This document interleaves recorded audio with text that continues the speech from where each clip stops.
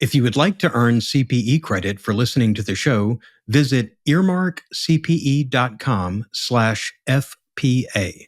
Download the app, take a short quiz, and get your CPE certificate. Finally, if you enjoy listening to FP&A today, please go to your podcast platform of choice, click the subscribe button, and leave a rating and review of the show.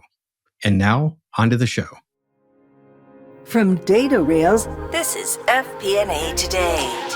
Welcome to FP&A Today. I'm your host, Glenn Hopper. Today we have with us Mike Dion. Mike is a senior finance leader with over a decade of experience helping businesses from Fortune 100 firms to startups unlock value and streamline operations. As the founder of F9Finance.com, he empowers finance professionals to save time and excel in their careers through automation.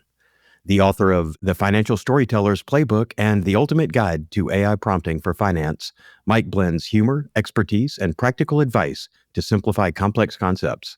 With over 100 automation projects and over 100,000 hours of labor saved, his work has become a go-to resource for finance innovation. When not consulting or advising, Mike enjoys time with his family, cruising, and following market trends. Mike, welcome to the show. Hey, thanks, Glenn. I'm so excited to be here today. Yeah, so I'm going to shift everything, and we're just going to talk about cruising for the whole show. Is that all right? I could talk about that for hours. Awesome. We'll get to that at the end. I think maybe our guests would rather hear about FP&A because we do have some hardcore FP&A nerds out there who I think would rather maybe sometimes be doing FP&A than cruising. I could do both all the time. That's life. Yeah, right there you there. go. Yeah. So let's dive right into it. I want to hear about your career in FP&A from working with both the Fortune 100 companies all the way down to startups. Very, very different FP&A, same concept, a lot of different information, different ways to approach. So we'll get to that, but I guess maybe walk me through what initially drew you to finance. And you and I have this in common. It sounds like from very early in our career, automation and technology were kind of joined at the hip with finance, and you've used it through your career. So walk me through some of that. Absolutely. So when I first started in college, I was a general business major, didn't really know at all what I wanted to do with myself. That was until I took Introduction to Finance. I remember sitting in our first exam. I was looking around and there were actually people crying taking the exam. And I'm like, this is so easy. This is awesome. I love this. What's everyone so upset about? And actually afterwards, the professor approached me and said, hey, based on your score, I want you in my finance program. And from there, the rest was history. I started my career as an FP&A intern for a media and entertainment company. Really from start to finish, I've always just been fascinated by technology and what technology can do, getting the most out of Excel. And the biggest thing is I'm never happy with the process. A process is never good enough. I might stop working on it because I've gotten enough of the value, but I'm just never happy with the process. Built my career up at that company. From there, I wanted an opportunity to just take my career in a different direction, moved over to the startup world where we went in, no systems. It was literally a brand new company, clean slate. They'd spent a little bit of money, but didn't even have QuickBooks set up. All of our systems, integrating with HR, putting all the processes in place, and being the person for everything, which honestly really made me appreciate large companies having tax departments and payroll departments and all that, because payroll doesn't go out, I'm fixing it. From there, jumped back into the media and entertainment industry, wanted the opportunity to work a little bit closer with the CFO. So took an opportunity at a studio to work side by side with the CFO, doing all the board decks, all the presentations. And they had just put in their first consolidated planning system and didn't have any processes around that. Had the opportunity to really stand that up, automate the forecasting, automate the consolidation process, where they literally used to be manually adding files together and didn't even have them linked. From there, went over to try something new in the telecom industry. At Verizon, helped stand up a center of excellence. The great thing about that was they wanted us to try as much tech as possible. I got my hands on nearly every dashboard program out there. I got my hands on a lot of the new no-code or low-code coding tools, and had a lot of leadership support to just tear everything down and rebuild it. And then from there, decided to jump back to my original passion, media and entertainment, where again, on the cusp of brand new systems, brand new ledger systems, brand new dashboarding systems, and just a lot of processes ready and ripe for innovation that had been done the same way for a long time. And that's back where I am today, and just absolutely loving every minute of it. In addition to your professional work, on your side hustle is this f9finance.com site. The focus of that is on helping finance professionals learn how to automate and optimize their workflows. And tell us a little bit about F9 Finance and kind of what inspired you to start it, what kind of things you focus on there, and maybe from the feedback, what are some of the biggest challenges that you're seeing FP&A teams facing today? Yeah, I think two things really got me going on it. The first was there's a lack of approachable finance content, especially when you get to automation tools. It's almost like there's kind of some gatekeeping, either because people, want the job security or because people have something to sell you, right? And they make it sound more complicated than it really is. And even sitting in FP&A teams in large companies with a lot of resources, people didn't know about these basic tools. If I go even today and ask 10 people if they know how to use Power Query, which is a free tool built right into Excel, maybe one or two of them out of 10 will know how to use Power Query. And it is a free tool that every FP&A professional could benefit from.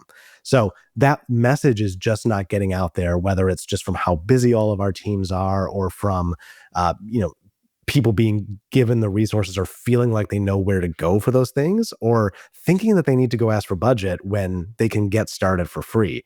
And for FP&A, especially since COVID, our teams are getting smaller, but business is also getting a lot more volatile. And I'm seeing the need for dynamic modeling and scenario planning more than ever before. Our scenarios are getting wider.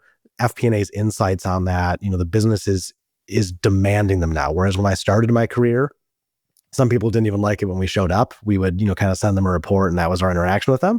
And now our operations teams are demanding we have a seat on the table and come to them to tell them what's the range of possibilities and how do I move it to the best case scenario and away from the worst case. That's only accomplished with a smaller team if you automate. We don't have time to be copying and pasting 20 slides into PowerPoints anymore.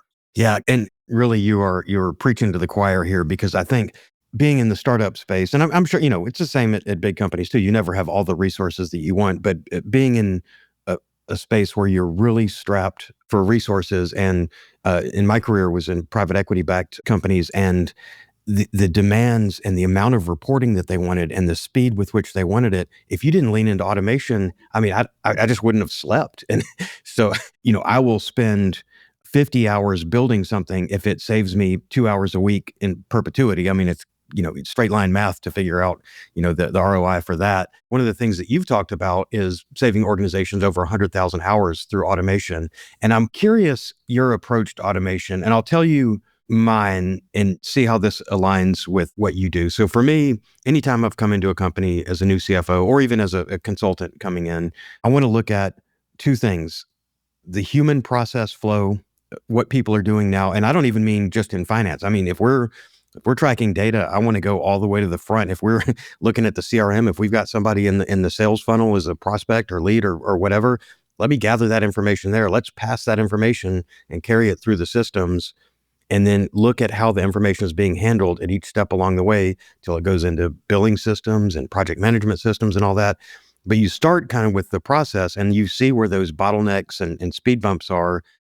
How can we automate this pain point here? And as you do that, the amazing thing to me was that automation and data go hand in hand. If you want to get the data, the way to get that is to get sort of the automation of the process. But it doesn't matter what the system is. That's where your requirements come from. And I'm wondering, when you come in to a new company, and well, maybe there's two ways to look at it. One is the startup where a system hasn't existed before, and two is in a company where people might be used to doing things a certain way, very manual, like you said, and trying to change that to automation. How do you approach all this? My first biggest thing is to get quick wins, because especially if you're coming into established processes and people don't want to change things, you have to get them on board that this is good for them, that this is improving their life and it's going to make their day better, while also kind of addressing that concern in the back of people's heads. There will always be the concern is, what happens to my job? Which is why I really emphasize this isn't just about making your day better. You're going to learn the skills that are transferable. If you're the person who can automate things, if you're the person who can save your leadership money, you're more likely to be the one they're keeping around, because you're not only adding value in your job, you're adding value across the whole finance organization. And that approach has really broken down a lot of barriers. I had a great example from Verizon where I came into a team and supporting actually the CFO's organization as their business partner. And that is a lot of executives. I think there were, 30 or 40 vice presidents and up. Everyone wants their own special reporting. So when I came in, my team was producing 30 individual decks from 30 individual Excel files and was the last one out of the office every single month. Just crazy. I said, this has to stop. So how do we do this? Because first of all, I'm going to have a bunch of senior executives who've been here for 20 or 30 years who will want their report. There's going to be a resistance to change. Then I have the team who's going to have to keep doing those reports while we automate. So how do we keep everybody happy? So for the team, we sat down and literally went through and said, this is what your week will look like. And I guarantee you, I will make you the first team out of the office if we do this. It's going to be 2 months and it's going to suck. And I'm not going to lie to you, it's going to be painful for 2 months. And then it's going to be amazing. Got them on board. Then I started at kind of the top of the CFO and said, I want to come to your teams. I'd like to move us to an automated solution. This will be a great product that you're going to be able to go to the CEO and say, look at this automation that my team is using, and my team is the leader on this. And second, I'm going to give your team more capabilities. Because whereas today they might be getting a 3 or 4 page deck, they're going to have the capabilities to drill down to the point of, if I click on a variance, I could even see the ledger detail and what's driving it, right? I'm going to be able to answer more questions than today, and everyone will spend less time on this process. And he said, yep, sign me up. So we developed this process using ClickSense dashboards. We're able to put this into one single dashboard product that updated entirely automatically. That dashboard product would push out at month end, once we cleared and validated the data and got accounting's confirmation the books were closed, would push out automatically to the leaders. So if they didn't want to go physically into the dashboard, they would get the top sheet just in their email automatically. And my team was done by 5 p.m. at month end instead of 9 or 10 p.m. Everybody was just awestruck at this, and these dashboards then quickly rolled out across kind of the rest of all of the cost-based organizations with a very similar process and similar adoption. Always a couple of holdouts. A few people were still not big fans of it. Once you get down to 1 or 2, it's pretty easy to get senior leadership support to say, hey team, we're just going to move forward with the dashboard. That project alone, once it spread across everybody, that was nearly 1,000 hours a month of effort at a company of that size, by going to these automated dashboards that one person could maintain. And then bonus, it wasn't just about my team not having to do that work. We were spending 90% of our time helping research variances and make it better for next month, taking things that happened and improving our forecasts, right? We weren't just sitting around doing nothing. We were working with the business to improve things and make our forecast better. And that's the real sweet spot, because that's what gets you promoted. A lot of times you're going to find these automation projects by themselves. That's not what's going to move the needle in your career. Coming back and adding $2 million in revenue, saving $1 million of cost, making your boss look good, that's what's going to move the needle for you. I know exactly what you're talking about. When you get stuck in this sort of manual workflow, it's like you're on an assembly line and work is just coming at you, and you can't step away or step above the assembly line and figure out how to address it. You're just grabbing the items and doing your work. And I think people fall into these traps of like, well, the first time we were asked to do this report, we just put it together as a PowerPoint or whatever, and the deck just kept growing and growing, and the needs, it just bloated, and it said, well, we need this, and then instead of stopping, backing up, and saying, okay, let's find a better way to make this, they just keep adding onto it, and it becomes more and more work. And when you're in that mode of just data entry and putting that together, you don't realize that you're not adding any value. You're just aggregating information that is not, it doesn't make you a strategic partner. It makes you a worker bee. The assembly lines get replaced by automation, but the question is, if that's replaced, then what do we need? And like you said, it is those strategic thinkers and ones that are providing value. And I think there's just so many things that we do every day. If you don't come at them with an automation mindset, then you're just going to do them the way you always have done. And it's going to be, with AI and everything else coming along, it's going to be harder and harder to justify your position when you are an aggregator of data. And I guess with all that, we can't go through every aspect of FP&A, but maybe let's take a couple of examples that people are still doing manual today. And so, being a Data Rails podcast, I think forecasting is one that people still are doing plenty of manual work in. And I'm wondering, maybe just We'll look at forecasting first and then maybe a couple other areas, but are there some common pitfalls that you see in manual forecasting or some examples of ways that companies could use automation to have these quicker turns of forecasts and, whether it's the annual budget or just updating the forecast quarterly or whatever it is? Any automation tips or hacks you've seen there? There's 3 places where people really get into trouble with the manual forecast that automation is great for. The first one is just data overwhelm. There's so much data that they don't know what to do with it, and they're spending their time being, as I say, data janitors, not actually working on the forecast itself. The second thing that I see teams just run into constantly is errors when consolidating, and that they don't have a process that pulls things together. That's where systems like data rails are fantastic, because it just consolidates automatically for you. And if you're submitting something wrong, it's just either not going to go in or it's going to fall out where you can see that happen, right? Consolidation is just continuous errors. And then the third one I see is that you get so buried in the details, you can literally miss outliers in your forecast because you're trying to just tweak the things that certain leaders care about. And there's an automation solution for all of these.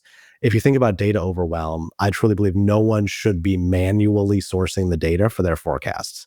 That is, if you're still working in the Excel world, that is a Power Query goldmine, and everybody should be running those processes through Power Query. It saves your steps. You can pull your data in. You can do your mapping. You should not be doing that manually. If you have a system, the system should be connected to your data sources, or you should have standardized upload templates where you are not touching it. All of that should be done in the system, whether you need to do it for yourself in Power Query or you need to do it in a system. An important point, don't wait for people to let you automate. Right, Power Query is in your Excel. You don't need permission to do this. You're not talking about getting a system. Don't wait for someone to tell you you can. Just start doing it yourself. From a consolidation standpoint, if you're working in Excel, again, you can literally have Power Query pull these together. You can even at a most basic level just have standardized sheets where Excel can add them up and process them, whether you do it, with formulas or with macros. Or if you're doing it in a system, which is the best scenario for consolidation, have these processes to remove errors and then build checks in, for goodness sake, right? Automation doesn't mean running an AI tool. It doesn't mean code. It means having the computer do something you'd otherwise do. Having Excel check your work is automation, right? That's what automation is, just something you don't physically have to do. So take advantage of these checks and build that in. And then on the data and the outlier side, I've been spending a lot of time testing ChatGPT. And if you upload a data set, say, look for outliers in this data, what might I be missing? And it's going to go through, it's going to scan it and say, this day, the data doesn't make sense. You might want to look at this. That is AI's sweet spot. It's not that good at giving you a really good usable forecast. It's phenomenal at telling you where you might be very wrong or where the data is off from trend and where you want to look. It is phenomenal at that. Use it, run it through there, run your own forecast. Your value is delivering that great forecast, but AI is great as a second set of eyes to make sure you're not missing anything. Computers will process data at that scale faster than we ever can. They always have been able to, right? Yeah, I love that. So whether it's variance analysis or finding correlations or whatever, you can run, you can build a correlation matrix in Excel or whatever, it's fine, but why would you do that every month? But if it's a quick thing to ask, and because, like you said, machine learning is designed for this, but running data through and say, look for correlation between any of these categories or whatever. And yeah, I know correlation isn't always causation, but if it's sort of, I guess, p-hacking your way into finding some additional insights, but letting the AI do what it's good at and then getting insights that you may not see. And you're exactly right, because the focus is, it's like, you have the official KPIs that you've defined, and then maybe there's somebody on the management team or somebody on the board or whatever that has very specific things that they're always going to ask you. So you end up focusing, laser focusing on this certain area. And sometimes you don't see the forest for the trees because you're so focused on that. And I think that is an area where, outside of automation, just having AI come in and be another set of eyes looking at something and catching something maybe that you wouldn't. Now, a lot of times if you, ask AI to analyze data that's an experienced FP&A person, it's not going to come back with any earth-shattering insights that you wouldn't have figured out from looking at data for years. But it is nice to kind of have that AI partner there. FP&A Today is brought to you by DataRails, the world's #1 FP&A solution. DataRails is the artificial intelligence-powered financial planning and analysis platform built for Excel users. That's right, you can stay in Excel. But instead of facing hell for every budget, month-end close, or forecast, you can enjoy a paradise of data consolidation, advanced visualization, reporting, and AI capabilities. Plus game-changing insights giving you instant answers and your story created in seconds. Find out why more than 1,000 finance teams use DataRails to uncover their company's real story. Don't replace Excel, embrace Excel. Learn more at datarails.com.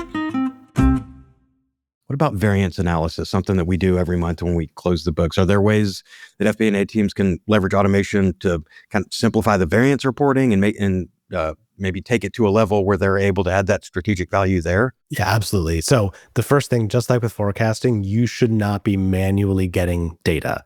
You should have a process, Power Query, your reporting system, whatever it is, to get that data automatically. It's going to be cleaner, it's going to be accurate, you're going to know what you're getting, right?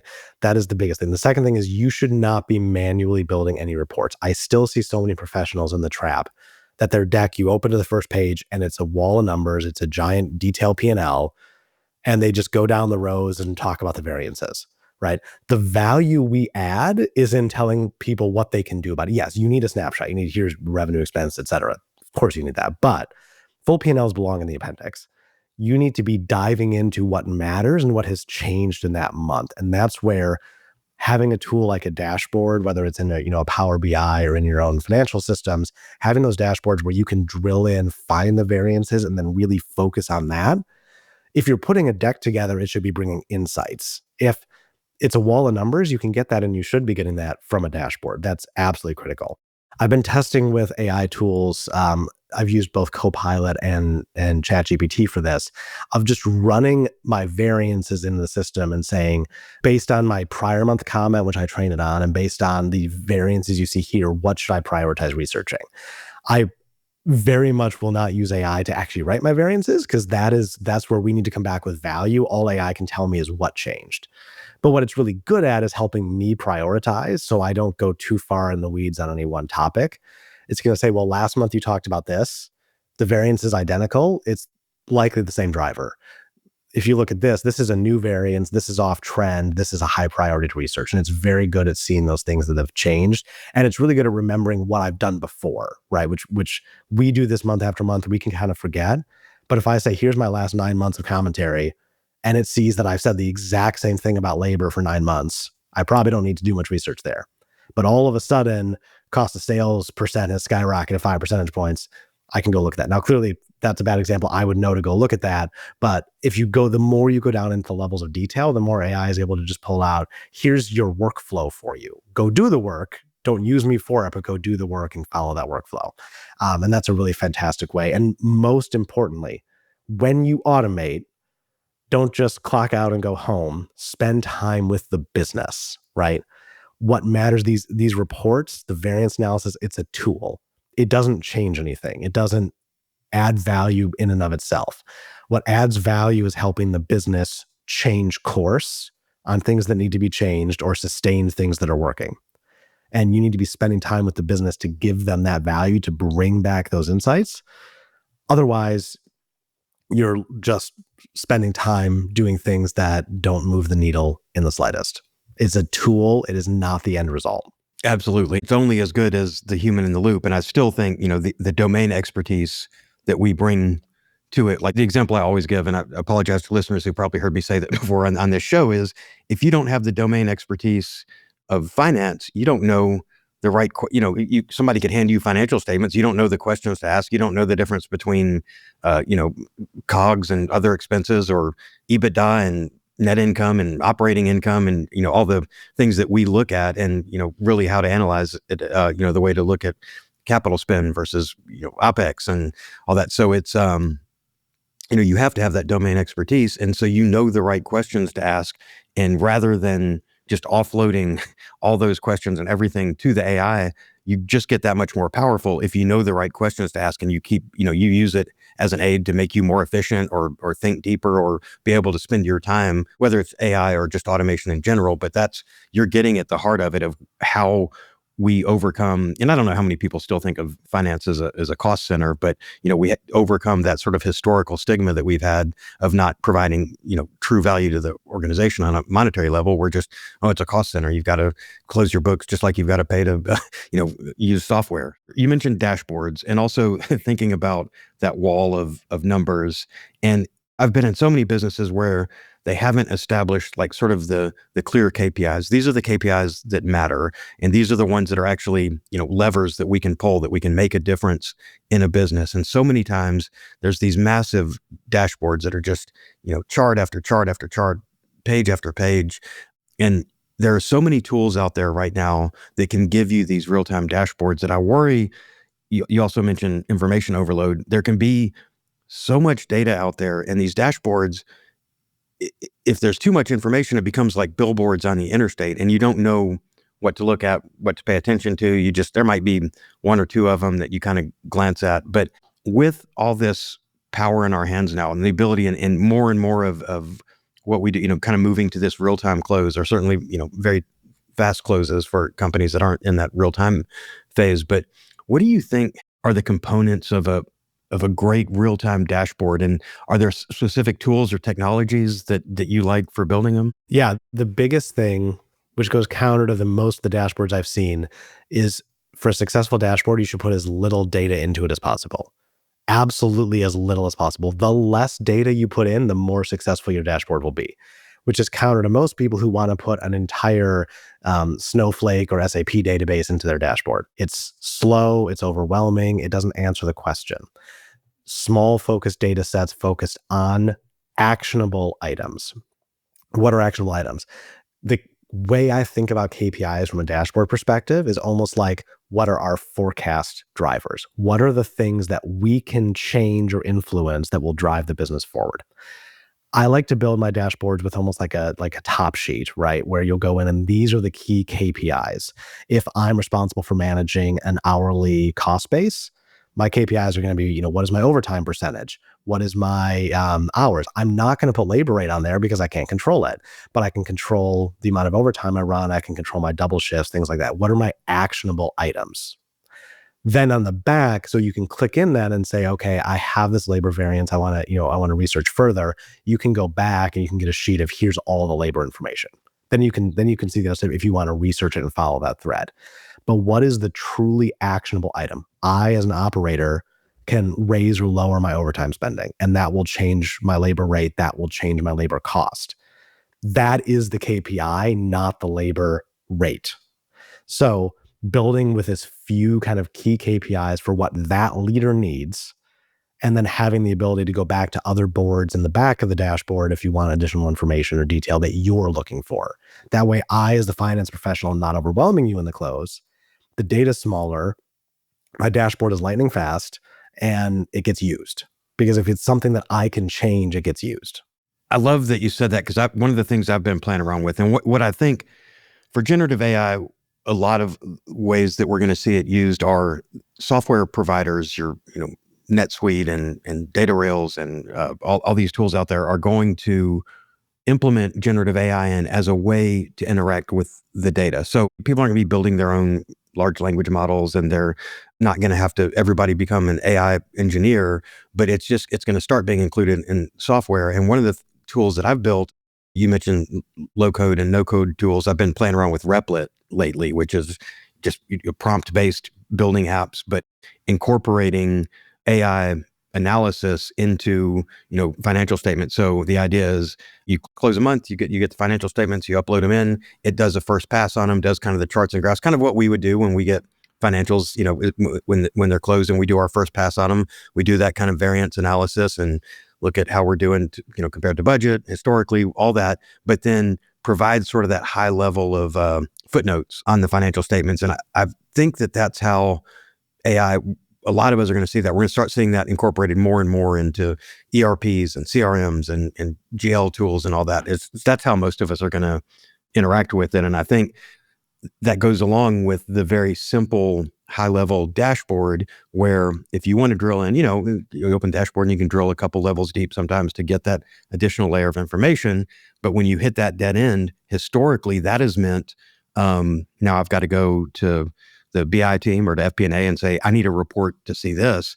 But I see in the very near future, as people figure out how to incorporate generative AI into these systems, instead of having to wait for a person to pull that report, you just ask your dashboard the question and get that level of detail there. So then it becomes even more important to minimize that top level, to really make you focus on what's important, but you can dig in when you need to. Absolutely. We still need to be the guides. That's becoming the role, is not just strategy, but the navigator, and navigating the business through the finance process and through data and through the value that we can bring to the table. I guess going back to the generative AI, you have written, and you share it with me, the ultimate guide for AI prompting for finance. And, I hate the idea in general of prompt libraries, because it makes people, I think it's a good introduction, but really people need to know how to interact with generative AI and not memorize, plug and play libraries, even though, but that said, if there are things that you do every month and you've got, the perfect prompt, but I just saw a study yesterday that,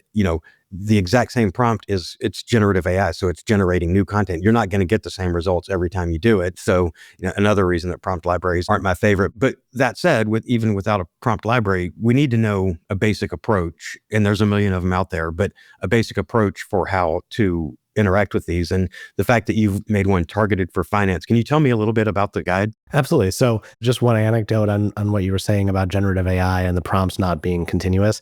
I was actually reading a study recently that AI models provide worse responses in July and December if you prompt them, because human content is weaker in July and December. So they've actually done studies that it's not as effective. And AI models, which in theory should be able to read all of the text you give them, will focus more on the beginning of text and the end of text, just like people. Like, they're building people-like tendencies over time, which also influences the prompt you're getting. Just like you prompt a person that's different, the generative AI is constantly learning, and it's picking up some of our bad habits, which I thought was just fascinating and also a little scary at times. So when I wrote the AI guide for prompting, what I really wanted to focus on was, as you said, teaching people the methodology, teaching people how AI tools work, how they think, how they're trained, and how you can structure your own. I do include in the back, I include some example prompts, but very clearly as a way of kind of getting inspiration for what you can do versus, copying and pasting, right? It's here's some things you can do you may not have thought of. So in that, I have a Spark framework, which teaches you how to construct a prompt anytime. And I think the two most important things about that process are the first and the last step, which are also the things that most people forget. The first one is to set the scene. AI tools perform very well if you tell them how to behave. So if you're starting a finance prompt and you tell the AI tool, act as a financial analyst, I found you'll continuously get dramatically better prompts by telling it what you expect of it. And then the last thing, again, AI models are trained to talk to us like a person would talk. So I end every prompt by saying, ask me any questions you need to provide the best responses. So it gives me the extra boost that if the AI doesn't fully understand something, instead of guessing, I'm telling it to ask me. And sometimes it will just run it and it understood me. Sometimes it will come back and say, could you clarify X, Y, or Z? Those two steps are so commonly missed, and the quality of my prompts, no matter how rough I am in the middle with the actual task and the output I want back, that piece of telling it how to behave, it puts it in the mindset of a financial analyst, and it will not make guesses of what I want. It will ask me what I want. That is really the goal. And this way, if you learn this framework and if you build that into every prompt you write, you can work at any system, because I don't focus on any specific system in this guide. It works for all of them. Claude, ChatGPT, Copilot, Gemini. I want it to work with whatever you're in front of. To your point, if people start putting these tools inside of software, it's still using these same really 3 or 4 large language models. These prompts will work for you, and you'll know the secret to success for everyone. And then it's easy to train other people. If you want to teach people how to do this, you can easily train them because you have this kind of cohesive framework of how to ask AI for what you need. Have you experimented with any of the new reasoning models, like whether it's, O1 or O3 from OpenAI, or I guess Claude 3.7 has some sort of inherent ability, like it will determine how much it's going to reason. So rather than the historical way that they've done where they just immediately spit out a response. These reasoning models will stop and kind of think about it. The reason I brought that up is your prompt is sort of forcing that reasoning step, even on a standard model where you're saying, ask me questions if you need more information. And I think that the reasoning models are ideally doing that on their own. I was wondering if you've tried out any of those and seen any impact from your prompts or any difference between the two. What I've been using reasoning models for isn't those kind of one-step tasks, because typically you want to give AI, if you're using traditional models, one step. I've been using the reasoning models to test kind of the AI agent functionality where it can do multiple steps. And what I've been working with a lot there is giving it a prompt. So like I'll say like, I still follow the telecom industry closely. I'll say, act like I am Verizon. And I need to understand how AT&T and T-Mobile are performing in quarters relative to me. So I'll say, first of all, here's the 10Q for Verizon, research, study, understand this, and ask me any questions you have to make sure you're on the right track. Then go out, get the information from AT&T, get the information from T-Mobile, study it the same way you studied Verizon, and then complete a SWOT analysis. And then you'll see it kind of reiterate that SWOT analysis. That kind of a multi-step process is really good for the reasoning models. With my prompt structure for single tasks, I don't see the need to go to the slower models because they're pretty slow. If you go to O1, it's a lot slower. But it's the multi-step tasks. I can kind of run it, like I'll start the AI agent running over on this screen. I'll pop over to my other screen, get some work done. For things like that, I love the reasoning, and it's really good at keeping its logic through different steps and following the original ask while it runs multiple things. I just haven't found for a single process like, hey, here's this file, read it, summarize it. I haven't really found it's been necessary to use that kind of model for that. Yeah, makes sense. Well, you've obviously been experimenting a lot with AI, and I think a lot of our listeners are too. And I know I probably sometimes err on over talking about it, but I think it's so. I'm a fanboy, I guess, of what's possible with generative AI. But I think all of us now kind of see the writing on the wall with this. But there are issues still. Even the brand new frontier models there's still issues with hallucination. And while you might be able to get away with hallucination in a field where there are gray areas, in marketing, if your marketing copy is slightly off, that's not the end of the world. But the trial balance has to balance. There are no gray areas in numbers, so we need to be specific. So, I think maybe adoption is a little bit slower, but people are starting to lean more and more into it. And I'm wondering, as and like you said, you're not offloading your job, you're using it as a tool to help in your job. But how do you see, especially as the technology grows, the models get better, and with your focus on automation prior to AI, maybe with that lens, how do you see AI kind of transforming FP&A workflows in the next few years? And with that, I guess maybe a two-part question. What advice do you give to people working in FP&A now who want to get started in kind of thinking about that, whether it's what they need to be focused on learning, how they should implement it today? I don't know, that's a lot. Maybe we need to pause between, but what do you think about what's coming in the future? So I think one thing I'm spending a lot of time thinking about and concerns me for the future of the profession is I think we're going to see a lot less entry-level roles, because it's the entry-level kind of that analyst role where we're doing a lot of the automation. I don't necessarily see the lead analyst, individual contributor managers. I don't see kind of those like expert level individual contributors really shifting a lot, because this technology needs a lot of support. But I do worry about entry-level roles, and I think that we have to be cautious about the pipeline. And I think the same is true for accounting as this technology rolls out. That's something I'm really thinking about. Something I'm encouraging a lot of people in college now to study data science, because that will give them another way into finance if they are not able to find an analyst role. So that's something I'm really encouraging. Everyone will need to have some level of understanding of data science, right? If you're working with AI tools, you are so much more effective, whether even if you're not fully designing it, even if you're not, coding things, if you understand how the tools work, you'll get dramatically better responses back from it. So I'm encouraging everybody to spend some time, even if you just are, watching a couple of YouTube videos or listening to a podcast, start understanding data, how it works, not just the financial or GL data, right? You also need to be very focused, and you have to get out of this mentality, like I was saying earlier, that the reports and the forecasts themselves are what matters. What matters, as I would say, I call it the real deal. 3 things: increasing revenue, decreasing expenses, and making your leaders look good. Those are the 3 things that move your career, not the reports, not the forecasts, tools to get to that. So as the workflow goes, you have to find ways to add value, and you have to find ways to add value that people above you notice. Otherwise, you're going to be one of the ones being automated out of the workforce. Yeah, absolutely. And I love what you said about data science, because to me, it goes hand in hand with what I said about your domain expertise in finance. If you understand how to read financial statements and you understand the role of FP&A, you know the right questions to ask versus just handing someone off the street financial statements and asking them to analyze them. The barrier to being able to do data science in the past used to be, well, you have to know Python and you have to really understand all this at a developer and engineer level. But with generative AI, you can now interact with your data just with your natural language. So your natural language becomes the new programming language.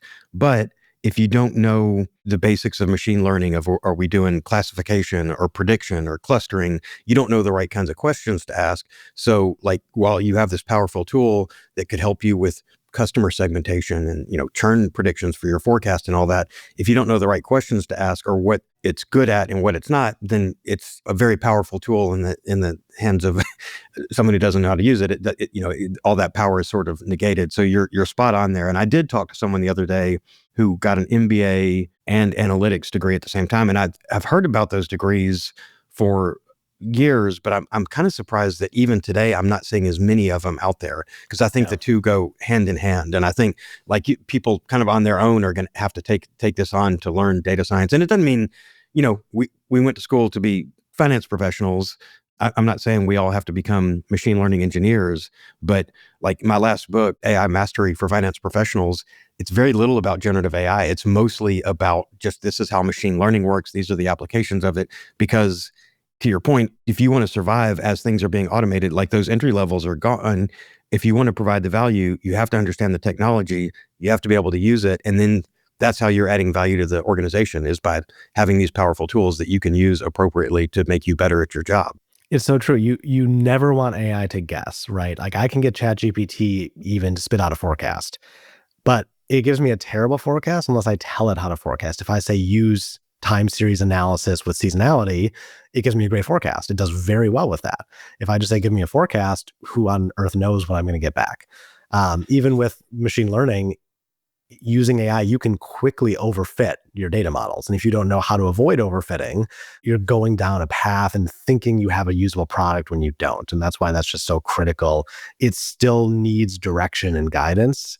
You don't want it to pick for you because it may pick wrong. Yeah, absolutely. I could talk AI all day, and especially when I have someone like you on the show, I feel like we could geek out on this for a couple hours. But I want to get back to one more thing too, because everybody's talking about AI, and people are conflating now AI and automation. But you've been doing automation long before AI was part of it, and I think that while AI is the shiny new thing that we're all kind of chasing right now, we can't overlook just systems, process, software, sort of the automation that's been around for years. And I think getting back to that, if you're talking to other FP&A professionals, and they're thinking, yeah, we got a bunch of manual processes, I don't even know where to start. Are there 2 to 3 low-hanging fruit kind of processes that you would recommend? And maybe this is too general a question, I don't know, but are there, some specific processes that you'd say, hey, take a look at this and see, maybe there's something you're doing today that you could automate? Yeah. So this will sound a little counterintuitive from a finance guy, but I think if you've done no automation, the first thing I encourage people to look at for automation is their email inbox. And there's 2 very specific things here. There's kind of the bills and invoices, and then there's approval workflows. You can take 2 approaches. One is, a great start to automation is literally learning how to just use rules and filters in your Outlook or Gmail inbox. That's automation, and it's so natural, it's so easy to do. It will save you so much time. It gives you confidence. The second is you can quickly set up things with approval workflows. You can do it with, SharePoint. You can go do it with Google Drive, where approvals will just automatically route in and out. And you can use that instead of tracing emails through 20 people who need to approve something. It has statuses. And that's a really easy, approachable way before you get into places where you have data, where you have to consider, data cleaning and all those things. It gives you a really fast, quick win and immediately saves you time, even though it's not kind of a core finance process. But quick wins are So important. From there, the next thing I would really focus on automating is data collection and consolidation. We all have Excel on our computers. We all have Power Query and Power Pivot, and they're free and they're sitting there ready to use. If you are a FP&A professional, you have a use for Power Query and Power Pivot. I guarantee it, unless you are an executive who doesn't touch Excel, you have a use for Power Query and Power Pivot. And that is the first thing you can learn. And I have literally developed programs where you can teach people this in each software in 20 minutes. You can get the basics, you can get up and running, and it will save you hours. That's number two, is just look at your data, look at the reports you're building, and automate the back end using Power Query and Power Pivot. And those lessons, are those on F9 Finance? Those are on our YouTube channel. Yeah, they're on F9 Okay. Finance YouTube. Last one I would say is monthly reporting decks where you don't have a lot of variation, where it's kind of what, the standard ones, the KPIs that you're doing month after month. Put it in a dashboard. If your company has an Office 365 subscription, there's an 80% chance that you have access to Power BI for free. Pop it in there. Again, my biggest thing is don't wait for permission. Go see what is there. I know everyone listening who has Excel has Power Query and Power Pivot, and almost everybody who's on Office 365 for enterprise will have some type of Power BI access. Use it. It's free. Get started. Get these small, quick wins, and then it just compounds from there. You get so excited about what you've done that it's just a snowball effect from there. And bonus, you become the go-to person on the team. And it's really good to be the automation person. Absolutely. Being the automation person is so important because right now, executives, senior management and companies, all they're hearing is, the boards, the investors, whoever it is that's driving the company, or, even from the CEO, they're all hearing about AI and automation, and, we've got to get more efficient. And if you're the person who can actually make that happen, whether it's AI or not, I mean, everybody's kind of AI washing everything that they do now and saying, oh, that's AI, when really it's just a rule-based something that's been around forever. But if you're the automation person, then, that is how you show that you're valuable to the organization and make them more efficient. So timing is perfect on that. And I guess on that note, before we kind of get into the personal and fun questions part of the show, is with everybody talking about AI and automation right now, is there a common misconception about automation or AI in finance in particular that you'd like to debunk? There's still a belief among almost everyone I talk to that AI and automation requires Python, R, advanced coding skills, $10,000 a month software. That is still the understanding from most people. I'm starting to see, more companies are starting to get Copilot. It's starting to get a little bit more approachable. No code is becoming bigger, but that's still just the general perception from the corporate FP&A population that it requires these advanced coding skills. Because, 5 to 10 years ago, all we were talking was Python. That's what I really want to break. Again, if you set up email filters to not have to touch emails, you're automating. If you use data validation to make sure you're not putting crap into your forecast, that's automation. Conditional formatting, automation. I teach all these tools. These are automation, and you need to think about it that way. You are automating if you use these tools because the computer's doing work for you that you're not highlighting every cell yourself. If you come with that mindset that there's all these tools out there and it's just about, what am I spending time on that I could spend less time on, it becomes so much more approachable and people have an easier time getting started versus I have to go take a class to learn Python. I have to get permission to buy the software to work with Python. I need a IT permission to even use Python on my computer in the first place. It becomes just this overwhelming mountain versus, hey, I'm going to open up Outlook and set a couple rules for these emails I don't need. Perfect. And quick wins right there too. So exactly. All right, let's bring it home with our last two questions that we ask everybody. So first one, what's something that not many people know about you? I was actually an improv comedian in college, which is not normal for finance people. But I grew up loving Whose Line Is It Anyways? So I spent 4 years on stage making people laugh before going into finance and making people cry. Right. Perfect. Maybe the takeaway from improv is the number one rule is never end in a no, don't stop the flow. So you just keep the, everything is positive and stay moving. Maybe that's something that you can apply in your finance as well. Oh, absolutely. It's never be that. Yeah. Best way to work with clients. Now, everybody's favorite question. What is your favorite Excel function and why?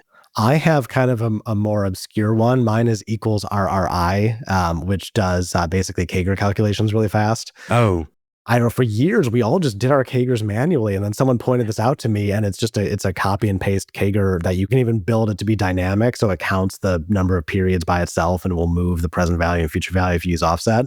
I love that formula.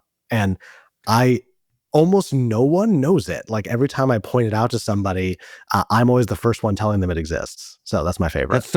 Yeah, I love that you said that, because I just did a Kager calculation yesterday and I was so annoyed, like having to go through and type all that in, like because I was doing it in multiple cells. And as someone who was an executive for a while, I'm no longer cutting edge on Excel stuff. So it was a very clunky thing for me. So now I'm going to go take that same spreadsheet and go apply that. So super excited to try that out. Man, this has been great. I guess just last thing before you go, and we'll put all this in the show notes and everything too. But how can our audience connect and learn more about you and F9 Finance and just kind of follow what you're doing? Sure. The two best ways, I put out a ton of free content for people on automation.